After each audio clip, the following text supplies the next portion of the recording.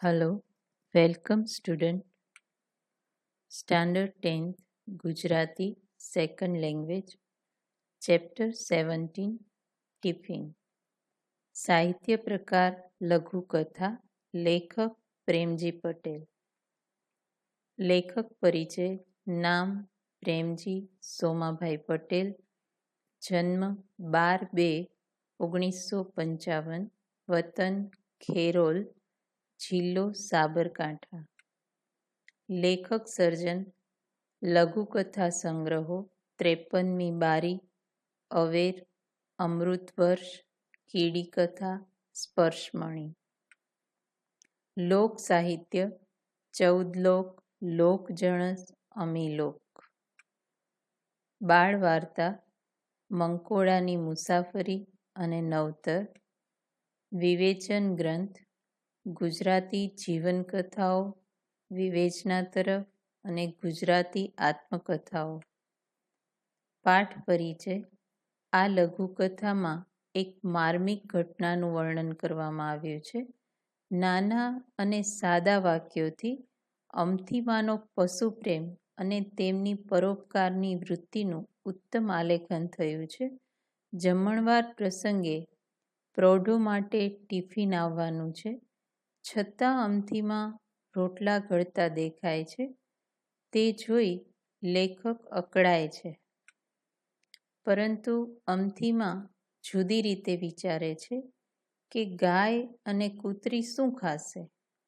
લઘુકથાનો વળાંક ત્યાં છે કે છતે કુટુંબે એકલવાયુ જીવન જીવતા અમથીમા માટે તો આ પશુઓ જ પોતાના પોતિકા હતા, કુટુંબી હતા. એક જ પ્રસંગમાં મનુષ્યના સંબંધો સચોટ રીતે પ્રગટ થાય છે, તે આ લઘુકથાની વિશેષતા છે.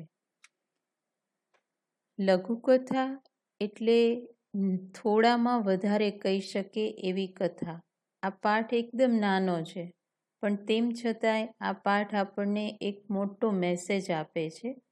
પાઠની શરૂઆત કંઈક એવી થાય છે કે ભાઈ લેખક જેવા અમથીમાની માંડવીમાં પ્રવેશે છે એટલે અવાજ કરે છે, અમથીમાં અમથીમાં. એટલે જે અમથીમાં કહે છે કે ભાઈ આય ભાઈ, કે અહીંયા આવ ભાઈ, અને એ તરફથી પાછો રોટલા ઘડવાનો પણ અવાજ આવે છે, ટપ ટપ ટપ. એટલે લેખક એમ કહે છે કે ભાઈ હું કહીને ગયો હતો ને કે તમને જાતે ટિફિન આપી જઈશ, ગમે એટલી ધમાલ હશે ને તોય તમને જાતે આવીને ટિફિન આપી જઈશ. કમસે કમ એક દિવસ પૂરતા તો તમે ધુમાડાથી બચો, પણ તોય તમે આ વેતરું શું કામ કરો છો? એટલે એ વખતે અમથીમાં હળવાશથી જવાબ આપે છે કે હું તો ધરાઈ જાઉં, તારું ટિફિન આવે એટલે મારું પેટ તો ભરાઈ જાય, પણ સામે બેઠી કાળવી અને ગોરવી હમણાં આવશે તો એ બંનેને હું શું જવાબ આપીશ?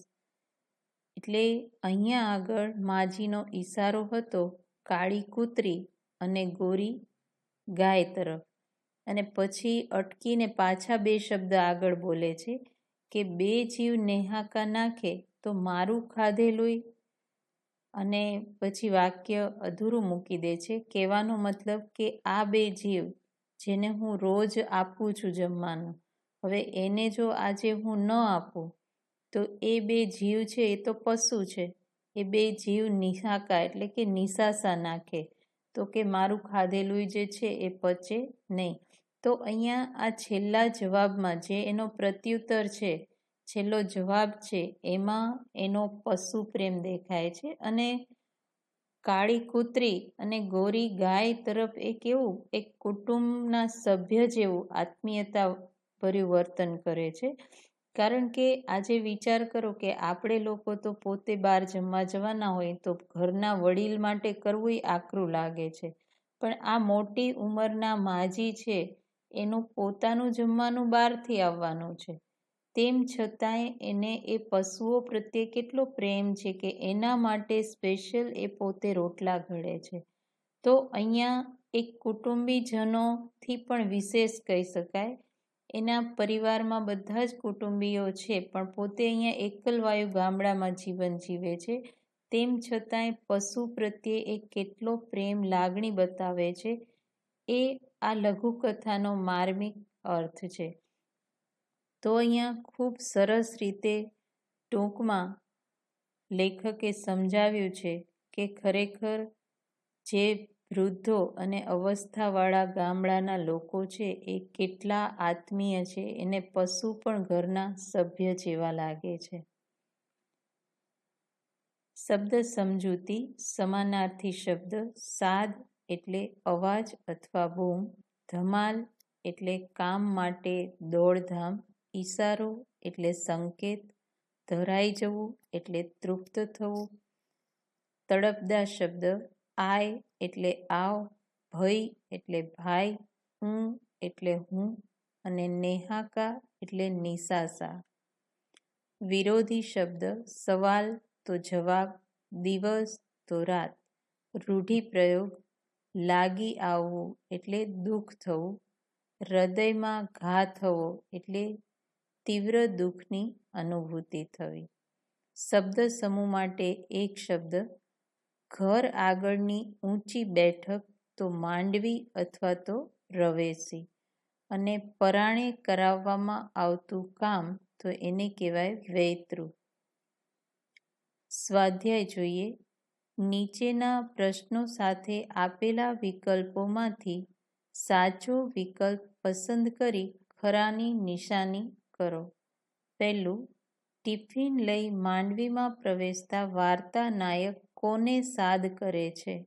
આન્સર આવશે સી. અમથીમાને. બીજું, ટિફિન કૃતિમાં ગાય માટે કયો શબ્દ પ્રયોજાયો છે? તો આન્સર આવશે ડી. ગોરવી. Thank you.